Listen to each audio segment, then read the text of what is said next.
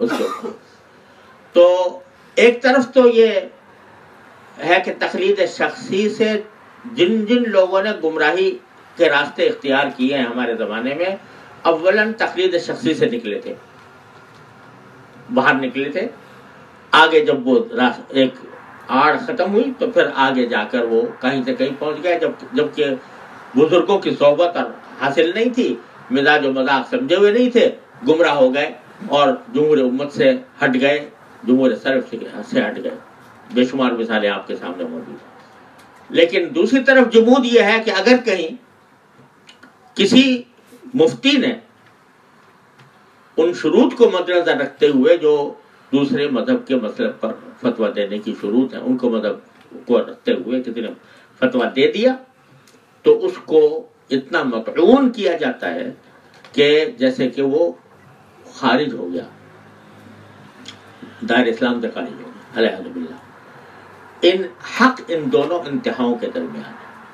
تو یہ میں نے تھوڑا سا واضح کرنے کی کوشش کی ہے، اور اپنے اکابر کی عبارات کے تحت حضرت تھانوی رحمۃ اللہ علیہ کا رسالہ جو ہے الاقتصاد و التقلید والاجتہاد، اس کا خلاصہ میں نے اس کے اندر بیان کیا ہے، اور تقلید کی مختلف قسمیں بیان کی ہیں. اب کس حالت میں دوسرے عوام کے قول پر عمل.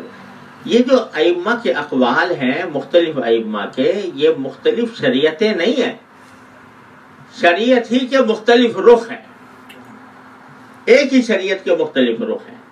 لہذا کسی خاص موقع پر کر لیں تو ایک بحث میں یہ چاہتا ہوں کہ آپ حضرات کی نظر سے گزرے، اور اگر اس میں کوئی غلطی آپ کو نظر آئے تو بلا شبہ میں ممنون ہوں گا اگر کوئی کسی غلطی کی نشاندہی فرمائے.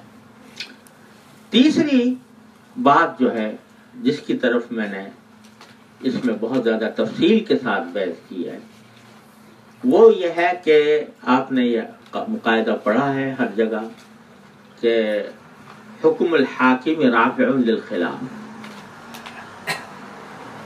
سب جانتے ہیں حکم الحاکم رافع للخلاف.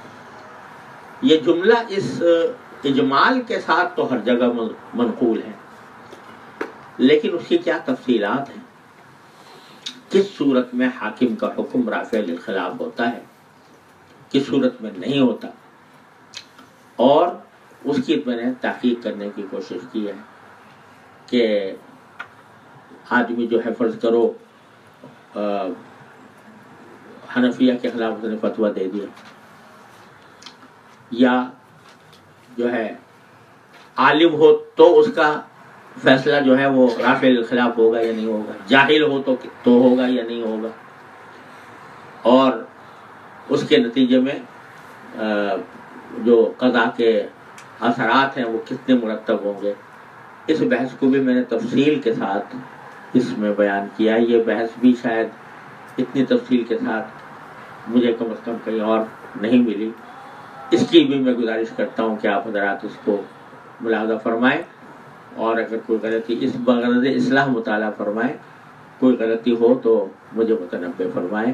انشاءاللہ میں اگر غلطی ہوگی تو الحمدللہ مجھے اس سے رجوع کرنے میں یا اس کے قبول کرنے میں کوئی اشکال نہیں ہے. میں نے اپنے رسالے البلاغ میں ایک مستقل عنوان قائم کیا ہوا ہے جو وقتاً فوقتاً آتا رہتا ہے، اصلاح و ایضاح کے نام سے، کہ جب کسی عالم کی طرف سے توجہ دلائی جاتی ہے کہ آپ نے فلاں کتاب میں یہ بات لکھ دی ہے، اس میں فلاں غلطی ہے، فتاوی عثمانی کے اندر میں کے بارے میں ہو، فقہ البیوع کے بارے میں ہو، کسی اور کتاب کے بارے میں ہو، تو اگر میری سمجھ میں آ جاتا ہے تو میں اس میں اعلان کر دیتا ہوں. اور تو یہی گزارش آپ حضرات سے بھی ہے کہ ان تین مباحث کو خاص طور پر اگر ملاحظہ فرما لیں اور اس میں کوئی غلطی نظر آئے تو بلا تکلف آپ مجھے اس سے مطلع فرمائیں، میں ممنون ہوں گا، احسان مند ہوں گا. وآخر دعوانا الحمدللہ.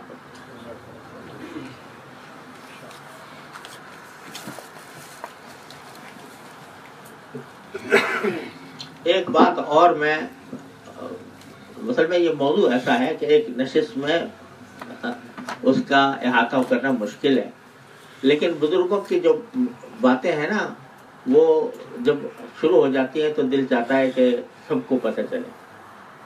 حضرت حکیم العلماء تھانوی رحمۃ اللہ علیہ، اللہ تعالیٰ ان کے درجات بلند فرمائے، ان کتنے بہت اپنے ابتدائی زندگی میں بہت صبر کرتے تھے اور مختلف جگہوں پر جاتے تھے، وعظ فرماتے تھے. تو دو ان کے معمول بتاتا ہوں جس پر کوشش کرتا ہوں کہ میں بھی عمل کروں. ایک معمول یہ تھا کہ وعظ کے بعد یہ سوال جواب کا سلسلہ چلا ہے نا ہمارے یہاں، وعظ کے بعد یہ تو علمی مجلس ہے، علماء ہیں یہاں پر، لیکن عوام کے اندر ہوتا یہ ہے کہ ایک وعظ کہا، 1 گھنٹہ 1.5 گھنٹہ اس بیچارے نے واعظ نے اپنی جان ماری اور کچھ دل پر اثر انداز ہونے کی کوشش کی، اس کے بعد کہا کہ سوال جواب کا سلسلہ ہوگا. اب اس کا نتیجہ یہ ہوتا ہے کہ سوال جواب جو ہوتے ہیں اس سے وعظ کا سارا اثر ختم ہو جاتا ہے. وہ سوال جواب جو ہے نا وہ اب کسی کے سمجھ میں آئے، کسی کے نہیں آئے، اور کسی کو اس پر اطمینان ہوا، کسی پر نہیں ہوا. جو سچی بات صحیح کہی تھی، اللہ تعالیٰ کی طرف رجوع کرنے کی بات کہی تھی، وہ بھی چلی گئی ان سوال و جواب. تو یہ وعظ کے بعد سوال و جواب کا جو مسئلہ ہے یہ مغرب سے آیا ہمارے پاس، کیونکہ ان کے یہاں وعظ کا تصور نہیں ہے، وہاں لیکچر ہے. تو لیکچر میں ٹھیک ہے بھائی، علمی باتیں کی ہیں تو اس علمی بات کا جواب سوال بھی ہو جائے. چنانچہ حضرت والا کہ یہاں یہ سلسلہ نہیں تھا، بلکہ ایک اور بات بھی تھی. وعظ جب فرماتے تھے تو وعظ کے اندر کوئی فقہی مسئلہ نہیں بیان کرتے تھے. فقہی مسئلہ جو ذرا بھی جس میں کوئی شکوک ہوں یا شرائط ہوں، ایسا مسئلہ کبھی بھی وعظ میں بیان نہیں کرتے تھے. اور یہ وجہ بیان فرماتے تھے کہ پتہ نہیں لوگ اس کو صحیح سمجھیں گے یا نہیں، کس طرح سمجھیں گے اور کس طرح جا کے نقل کریں گے. تو اس سے بعض اوقات غلط سمجھتے تھے، غلط سمجھ کے غلط ہی نقل کرتے تھے. میں آپ کو اپنا واقعہ بتاتا ہوں کہ ایک انتہائی معزز مکرم بزرگ جو ہے، یعنی ایک ان کے اگر متبعین یا ان کے معتقدین لاکھوں میں، تو ان کی میرے پاس خطوط آنے شروع ہوئے کہ انہوں نے بیان میں یہ فرمایا کہ تقی کا فتویٰ یہ ہے کہ ٹیپ ریکارڈر پر قرآن شریف سننا گانا سننے سے زیادہ حرام ہے.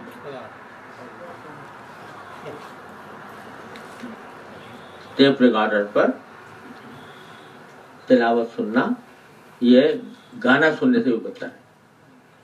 میرے پاس خط آئے لوگوں کے کہ بھائی انہوں نے یہ واضح میں یہ کہا ہے، آپ کیا کہتے ہیں. خیر میں جو کچھ حقیقت تھی وہ بیان کی، لیکن میں نے کہا یا اللہ یہ ہوا کیا، کہاں سے ان کو یہ بات پہنچی.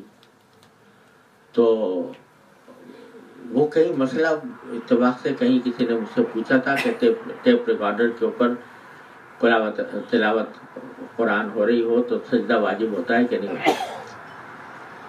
تو میں نے اس کے جواب میں کہا تھا کہ سجدہ واجب نہیں ہوتا. شاید وہاں سے وہ بات چلی اور چل کر کہاں سے کہاں پہنچی. تو عوامی مجمع میں جب فقہی مسائل، نازک مسائل بیان کیے جاتے ہیں تو سنتا کچھ ہے عامی آدمی اور سمجھتا کچھ ہے اور اس کو نقل کسی اور طرح کرتا ہے. اس لیے حضرت تھانوی رحمۃ اللہ علیہ عام مجامع میں تھوڑا بہت مسئلے تو آدمی جو بالکل واضح ہوں، بھائی وضو میں پانی کم خرچ کیا کرو اور مسح پورے سر کا کیا کرو وغیرہ وغیرہ، ان میں تو کوئی حرج نہیں ہے. لیکن جس میں ذرا بھی کوئی تشقیق ہو تو حضرت کا معمول یہ تھا کہ بعض میں وہ بیان نہیں فرماتے تھے. ایک بات. اچھا، اب اس کے بعد کیا ہوتا تھا؟ بعض کے بعد جیسے لوگ جمع ہو جاتے ہیں، مسئلے پوچھتے تھے، تو حضرت والا کا معمول یہ تھا، فرماتے ہیں اپنے ملفوظات میں حضرت نے تعین فرمایا کہ جب میں ایک سفر میں مجھ سے کوئی مسئلہ پوچھتا ہے اور وہاں پر کوئی مفتی موجود ہوتے ہیں تو میں ان سے کہتا ہوں کہ اپنے مقام میں مفتی سے جا کے رجوع کرو، ان سے پوچھو، مجھ سے مت پوچھو. اور وجہ یہ بیان فرماتے تھے کہ دو حال سے خالی نہیں، یا تو میرا جواب مقامی مفتی کے مطابق ہوگا یا مخالف ہوگا. اگر مطابق ہوا تو کیا ضرورت ہے مجھ سے پوچھنے کی، ان سے جا کے پوچھ لیں.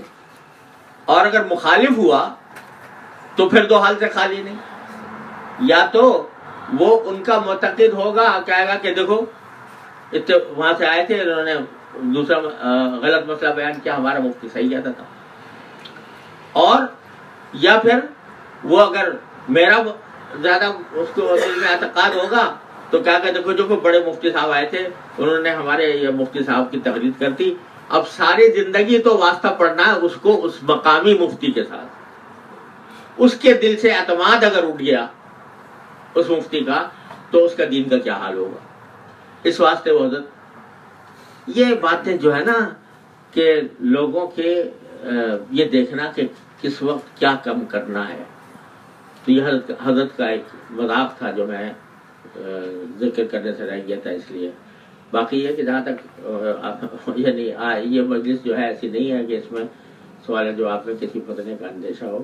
اس لیے اگر کوئی واقعی سوال ہو تو کوئی عرض نہیں.